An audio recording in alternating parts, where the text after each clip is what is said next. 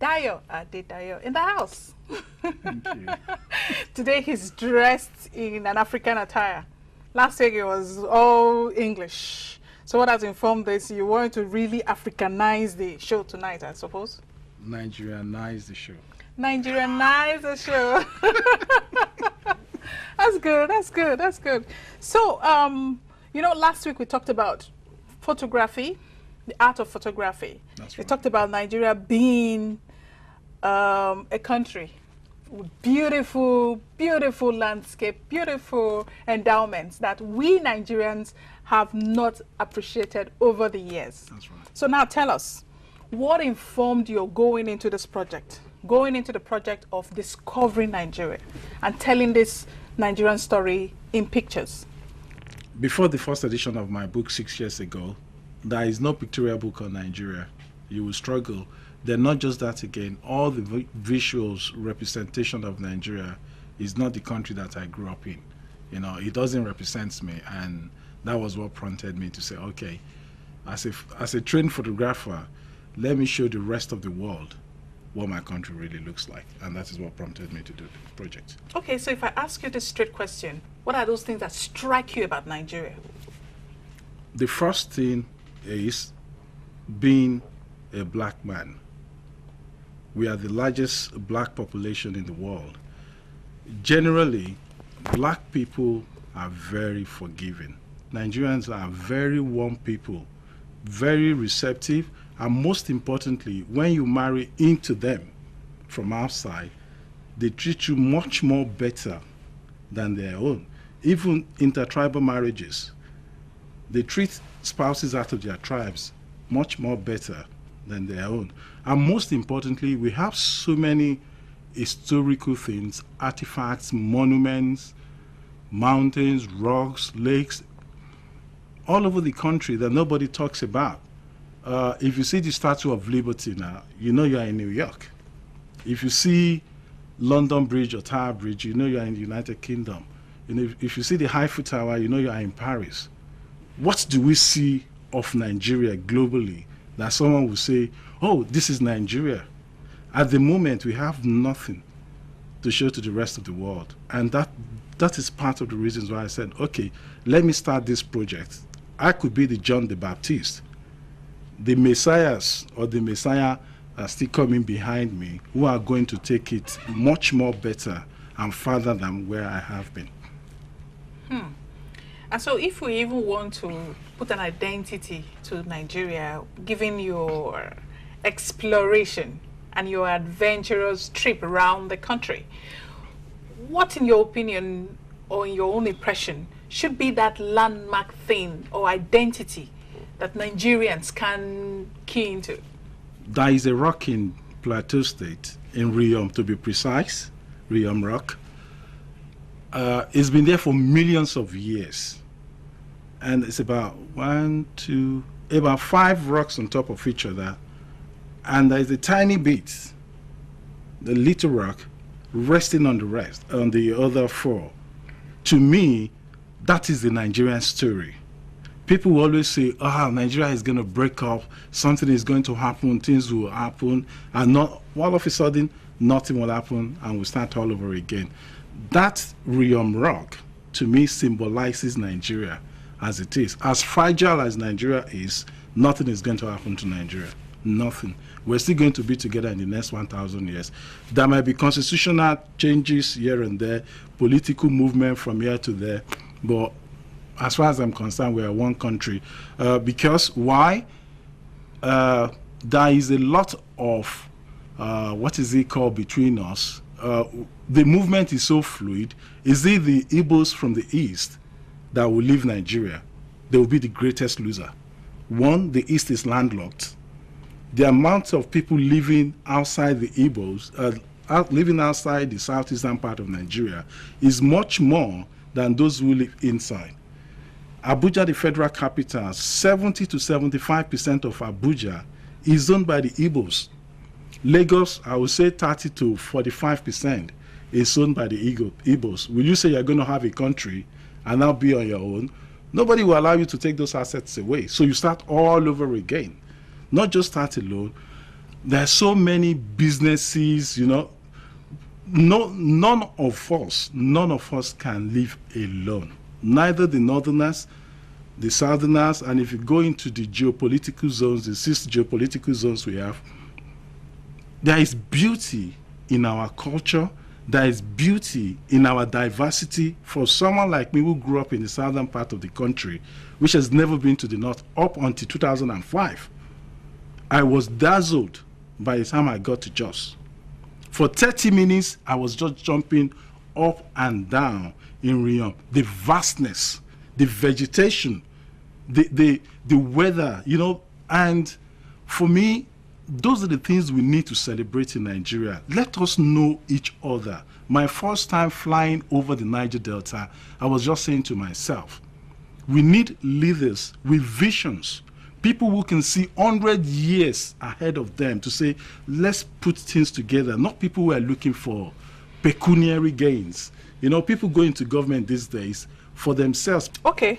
Now, you just talked about Nigeria being, you know, it's like Nigeria and Nigerians. We're in one marriage till death do us part. That's right. That's your submission. That's right. Now, you talked about the statistics. Where did you get your statistics? Where did you get your figures from? I've been fortunate. Since the creation of Nigeria, I doubt whether we have up to 1 million people who have traversed the length and breadth of Nigeria.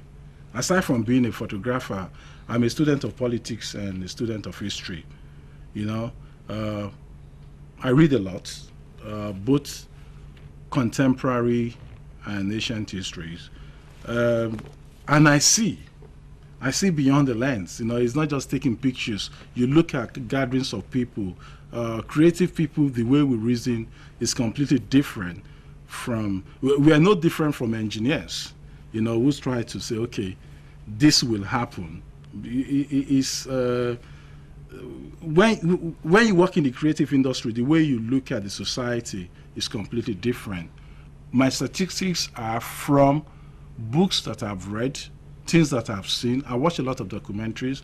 I'm not a social person. So, in the course of your sojourn around Nigeria, what are those striking things, pictures, areas that has really caught through your heart?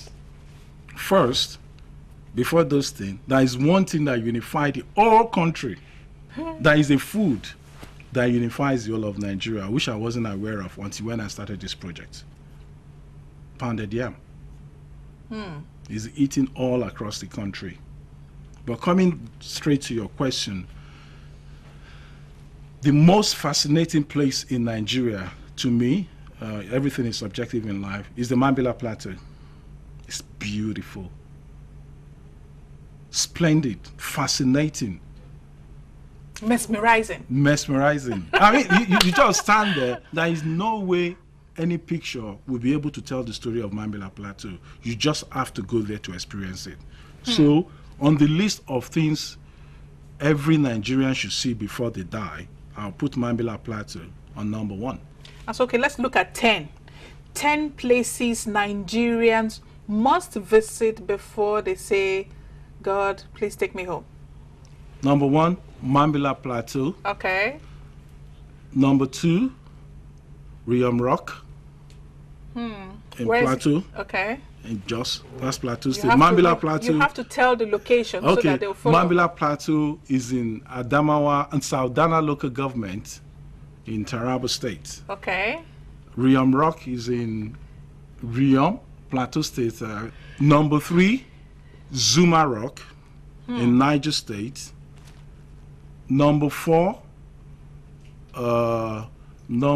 you've put me on the spot now. I'm trying to get everything. Yes. Number 4 is the confluence in Lokoja from Pataba Hill.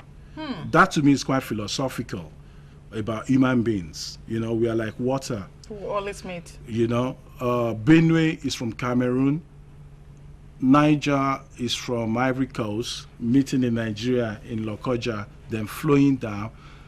Number 5 is Bonny in River State, Bonny Island. Beautiful. I wonder why River State government haven't had a resort, holiday resort over there. Number 6 is Obudu, man, that everybody is talking about. To me, because of the hype, that was why I went to Obudu. But Mambila beats Obudu. Can you imagine? In fact, some people will be angry that you're putting Obudu at number 6 on your table. Yes, and that is why I really appreciate, and every time I see the picture of the former governor of Cross River State, Donald Duke, I always doff my hat to him. I see no reason why that guy is not in government today. Well, okay, let's leave politics out of it. Okay, number 7 is Ekiti State. That is in what is it called? The hot and cold, the warm and cold spring in Ekiti. Hot and cold spring in Ekiti. When you got there, State. what was it like? How did it make you feel? Just nature. Nature is wonderful. The mystique of nature, right? Yeah, the cold water coming from a different point entirely, the warm water coming from another source, and guess what? It's just like a circle meeting, no different from the confluence, Niger and Benue meeting at the point, but the warm water dominates the cold water.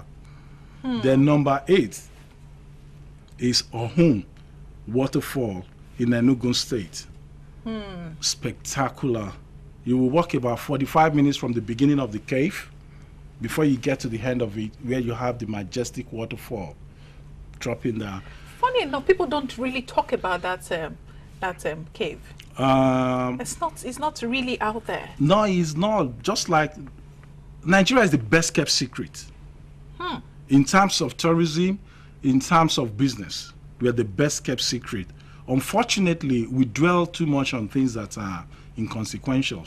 You know, even though tourism is intergovernment, you can't do tourism without security. You can't do tourism without education. You know, so you can't do tourism without infrastructures. But those things are there. They're there before us, and they're going to be there after us. So that is money. Unlike oil and gas, they have expiry date. At a certain point, it's not going to work.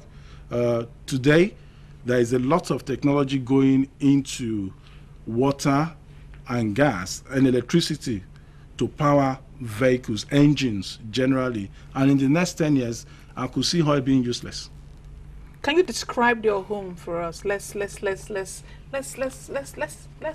let our imaginative mind travel.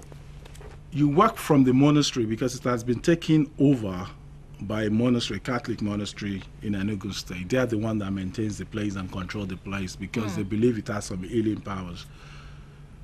From there, you start descending down into the primary forest, and that takes about 30 minutes or more. You know, going down is okay. Then you now got to the point. You cross some gorges, very little gorges, but of course you have to wear comfortable shoes. Don't use the body cream. Don't use what is it called? Don't use deodorant, perfume. Once you're going into the forest, those are the rules actually. Otherwise, bees or insects will be following you all over the place. So you have to smell like animals. You know, you attract insects. You go back to creation. Yeah, you go back to creation. Otherwise, you attract insects. So those are the rules. So when I'm working, those things are out completely. Okay. If possible, don't even take your bath with soap. No. Don't use scented soap when you're having your bath. Otherwise, they have more senses than us. They can perceive from a distance. And they will come after you. They will come after you. So you cross some little streams. So trainer, slippery shoes, 0. Because by the time you get it to the Rocky, cave itself, you have to take everything off. Okay. Because there is a stream coming, and by the time you get there, you start on a fine sand, you know, massaging your, what is it called? under your feet, you know, and you walk through. As you go further, it turns into stones. Then it becomes much harder. Of course, it's dark, no light, nothing, inside primary forest. Then in between, if you stay a little bit, you will see warm water coming from the sides. And you can see the water, very clean water. Drinkable? No, because it mixed immediately With the mud. with the one coming from the fall. Oh, okay. Yeah, so then at a point you see the crucifix of the what is it called of Mary, the statue of Mary. Catholic devotees Going doing there. the things. Then you see a lot of religious people Going doing there. their stuff as well in there as well. Okay. Then as you go further, the cave become much narrower, and it's just spectacular. The sights to behold. Oh eh? no, it's a wonderful sight. Okay. So that's till you for get to home. the end. That's for home. Before you get to the end, by the time you get to the end of the cave, you see the water cascading, and there is no day you go there you won't see people at the bottom of the water. Wow. And by the time the distances, no matter how wet you are, by the time you leave that point to get to where you park your car, you're close to be dry. Number 9. For historical things, it's Olumo Rock in Abeokuta, historical perspectives, because you just wonder whether the progenitors of the Egbas are pygmies, just a joke now. They lived under the rock where the name Abeokuta came from, because it's not too high, you know. And when you listen to the tour guides, I think standing majestically on the Olumo Rock, you see the ancient city of Abeokuta with all the roofs and, you know. Then number 10, I'm cracking my brain now. Number 10 will be Ṣùgbọ́n Erédò in Lagos State. Epe. That's the largest monument on the surface of Africa. Nobody talks about it. The largest monument. If I'm to write everything down, the order of arrangements might change actually. The largest monument is in Epe, in primary forest, 160 kilometers long. The Benin moat is part of it. Why it was done, nobody knows, but it was, what is it called?